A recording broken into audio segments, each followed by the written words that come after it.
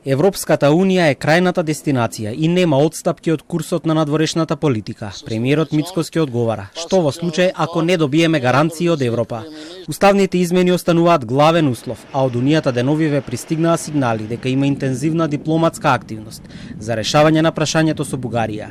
Од владата порачуваат дека од блокирањето на процесот зависи од Брисел, а премиерот тврди дека никогаш нема да излезе пред граѓаните и да каже дека немаме европска иднина.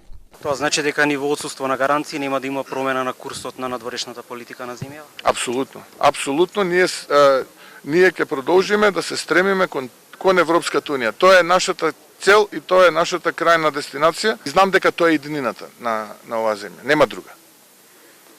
Дека во овој момент имаме обструкции кои што немаат никаква врска со европските вредности, факт е, тоа сите знаете, имаме.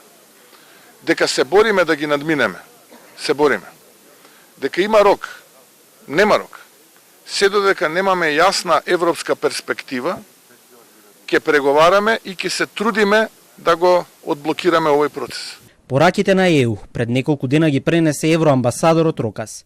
Потврди дека има интензивна дипломатска активност и кажа дека во таа насока лидерите на ЕУ ќе го посетат Скопје во наредните месеци, на што ги базира надежите дека земјава ќе продолжи напред. А македонско-бугарското прашање се продлабочи откако Министерствата за надворешни работи на двете држави се јавија со реакции во претходните денови. Македонското МНР порача дека почитувањето и спроведувањето на одлуките на Европскиот суд за човекови права не се билатерални прашања и дека не може да се прифати негирање или релативизирање на правата на македонското малцинство во Бугарија.